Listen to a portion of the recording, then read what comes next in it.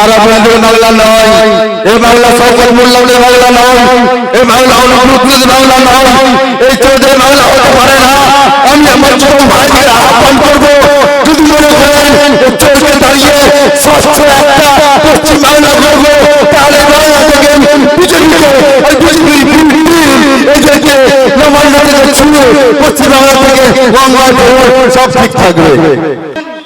আল্লাহ মসজিদ বাজাবেন, তৃণমূলের ঝান্ডা বাজাবেন, আল্লাহ রসুলের মসজিদ বাজাবেন, মাদ্রাসা বাজাবেন, তৃণমূলের ঝান্ডা বাজাবেন। তৃণমূলের যে ঝান্ডা বাজাতে চান, আল্লাহ নবীকে আল্লাহ রসুলের ঘর মাদ্রাসা বাজবে না। তৃণমূলের যে ঝান্ডা বাজাতে চান, মসজিদ বাজবে না। এই মসজিদ মন্দির করে রাজনীতি করছে, লাঞ্ছিত বঞ্চিত নিপীড়িত অসহায় মানুষকে শেষ করতে। আপনারা যদি চান যে না আমরা এই বাংলায় মন্দির থাকবো, এই বাংলায় মুসলিম থাকবে, এই বাংলায় দলিত আদিবাসী, এই বাংলায় দলিত আদিবাসী হিন্দু মুসলমান ঐক্য হয়ে আমরা ছিলাম, আছি, আগামীতেও থাকবো। কিন্তু এই যারা এই বিভাজন রাজনীতি করছে পশ্চিম বাংলা থেকে বিজেপিকে আর বিজেপির বিরুদ্ধে মমতা বন্দ্যোপাধ্যায়কে গণতান্ত্রিক প্রক্রিয়া থেকে নবান্নের দূরে বাংলায় ফেলতে পারেন, সেই বাংলায় সব শান্ত শীর্ষ থাকবে। এই বাংলা কাজী নজরুলের বাংলা, এই বাংলা নেতাজি সুভাষচন্দ্র বোসের বাংলা, এই বাংলা খুদিরামের বাংলা, এই বাংলা রাজা রামমোহনের বাংলা, এই বাংলা আর আপনাদের বাংলা নয়, এই বাংলা সকল মোল্লাদের বাংলা নয়, এই বাংলা অনুপ্রুত বাংলা নয়, এই চোদ্দের বাংলা হতে পারে না। আমি আমার ছোট ভাইকে আহ্বান করবো, যদি মনে করেন চোদ্দে দাঁড়িয়ে স্বচ্ছ একটা পশ্চিম বাংলা করবো, তাহলে বাংলা থেকে বিজেপিকে আর বিজেপির বিরুদ্ধে এদেরকে নবান্ন থেকে শুরু পশ্চিম বাংলা থেকে গঙ্গা সব ঠিক থাকবে। আমরা দেখেছি 2026 নির্বাচনে, সামনে নির্বাচন, এই নির্বাচনে অনেক কিছু দেখা যাবে, অনেক রাজনৈতিক দল আসবে, কিন্তু আমাদের একদম মাথা ঠিক করে নিতে হবে এই পশ্চিমবাংলা থেকে বিজেপি আর তৃণমূল আপনাদের ভোট কাকে দিবেন আপনাদের ব্যাপার। আমি শেখ সিরাজ বলতে চাইবো না যে আপনি আমাদেরকে ভোট দেন, জোরজবরদস্তি ইন্ডিয়ান সেকুলার ফ্রন্ট আইএসএফ আমাদেরকে শেখায় নাই, সৌজন্য রাজনীতি আইএসএফ আমাদেরকে শিখিয়েছে। আপনাদের ভোট আপনারা কাকে দিবেন আমরা ঠিক করবেন, কিন্তু আমি একটা কথা বলতে চাই, এই পশ্চিমবাংলার মাটি থেকে এই তৃণমূল আর বিজেপিকে পরাস্ত করে গণতান্ত্রিক প্রক্রিয়ায় ফেলতে পারেন, তাহলে পশ্চিমবাংলাতে নতুন আমরা চোর উঠবে, নতুন সকাল, নতুন ভোর। নওশাদ সিদ্দিকী ভাইজান হাতকে শক্ত করুন, নতুন সকাল, নতুন ভোর দেখবেন। এই রাজ্যে শিল্প হবে, এই রাজ্যে কারখানা হবে, বেকার ছেলেদের হাতে পয়সা থাকবে, ওই 500 টাকার মাকে লক্ষ্মী ভান্ডার দিতে হবে না। কি ভাই যারা বসে আছেন, ওই 25,000 টাকা করে মাইনে একটা আপনাদের কাজ দেওয়া হয়, আর 500 টাকা আপনার মায়ের যদি ভাতাটা বন্ধ হয়ে দেওয়া হয়, আমরা রাজি আছেন তো? 25,000 টাকা করে যে মাইনে দেওয়া হয়, এটাই হচ্ছে ইন্ডিয়ান সেকুলার ফ্রন্ট, এটাই হচ্ছে আইএসএফ। আমাদের হাতে কাজ থাকবে, আমার মাকে 500,000 টাকার জন্য কেন ভোটকে ঝুড়ে নিয়ে দিতে হবে?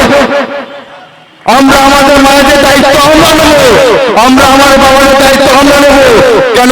আমাদের হাতে যখন কাজ থাকবে, 25-30,000 টাকা মাইনের কাজ দিবে, তখন শিল্প হবে, তখন তো আমরা আমাদের দায়িত্বটা আমরা নিজেরাই নিয়ে নিতে পারবো। কোনো দিদির কাছে যেতে হবে, কোনো দাদার কাছে যেতে হবে না, আমরা হাতে কাজ চাই। এই কাজের জন্য গলা ফাটিয়ে আরামবাগের বুকেতে আজকে আমি শেখ সিরাজুল হক আপনাদের মতো সাধারণ ছেলে গলা ফাটিয়ে চিৎকার করে বলতে এসেছি। আর একটা ভালো করে বলবেন, এই ওয়াকফ নিয়ে বলতে এসেছি তা নয়। নরেন্দ্র মোদী সরকার চোর ফাঁকে চুরি করবে, করতে করতে ঘরের চুরি করবে।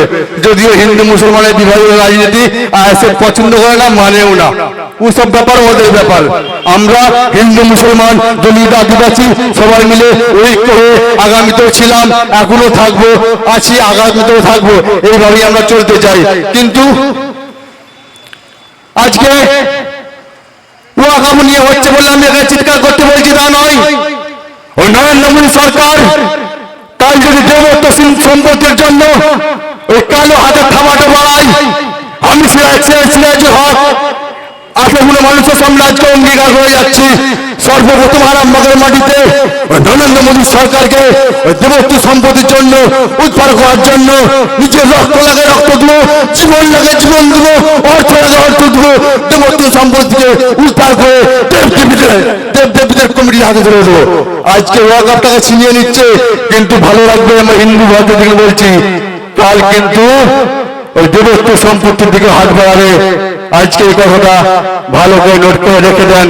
আমি আপনাদেরই একটা ছেলের মতন, যা ভাইয়ের মতন, যেটাই মনে করেন না কেন বলে যাচ্ছি, আজ ওয়াকফ হাত দিয়েছে, কাল ওরা দেবত্ব সম্পত্তি হাত বাড়াবে। কিন্তু হিন্দু মুসলমান দলিত আদিবাসী সবাইকে ঐক্য হয়ে আমাদেরকে আমাদের লড়াই আন্দোলন লড়াই সংগ্রাম চালিয়ে যেতে হবে। আর এটা যাতে এগুলো না কার্যকরী হয় সেই চিন্তা ভাবনা আমাদের রাখতে হবে।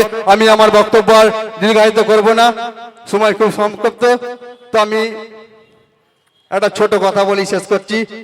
আমার একটা ছোট ব্যবসায়ী, চা দোকানদারকে নিয়ে আমার ব্যবসা। যখনই চা দোকানদারের কাছে সকালবেলা যাই, তখন এই ইয়ং যুবক ছেলেগুলো বলতে থাকে, এই পশ্চিমবাংলার মাটিতে মমতাকে রাখলে চলবে না। কেউ দুটো বিস্কুট খেতে খেতে বলতে থাকে যে মোদি সেই দিদি দুজনেই সেটিং করে চলছে।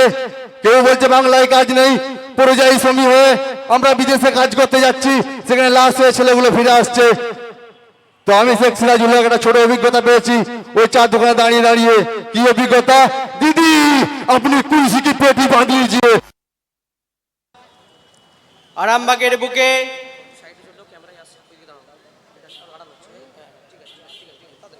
ইন্ডিয়ান সেকুলার ফ্রন্ট অর্থাৎ আইএসএফ এর এক অধিকার সমাবেশ অনুষ্ঠিত হচ্ছে।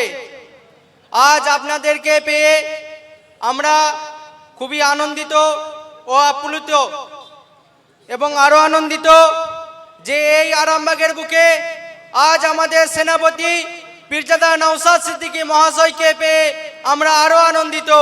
আমরা আনন্দিত তো? আমরা আনন্দিত? পিসি ভাইপোর একটাই ভয়, পিসি ভাইপোর একটাই ভয়, কোন নেতা আজকে টিএমসির নেতা এবং বিজেপির নেতা কেউ যদি মনে করেন যে একটা ছোট রাজনৈতিক দল দু এক বছর জন্ম নিয়েছে, যে এদেরকে চেপে দেবো, মেরে দেবো, ভয় দেখিয়ে দেবো, একটা কথা মাথায় রেখে দিবেন, time and tide tide, wait for নান।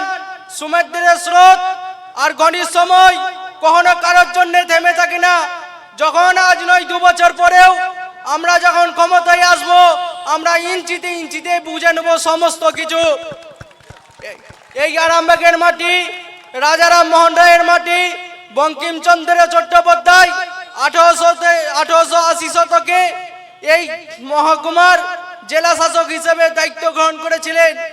এবং আমরা দেখেছি এই আরামবাগের মিগিরনবালা রায়, তিনি ছিলেন স্বাধীনতা সংগ্রামী। সেই স্বাধীনতা সংগ্রামীর দেশে, সেই তার শহরে কেন এত অবহেলিত হবে? আপনারা বলছেন তৃণমূল উন্নয়ন করেননি। যান কালীপুর ব্রিজের পাশে দেখুন, উঁচু হয়ে আছে, উন্নয়নের স্তূপ হয়ে রয়েছে। কে বলেছে হসপিটাল উন্নয়ন হয়নি?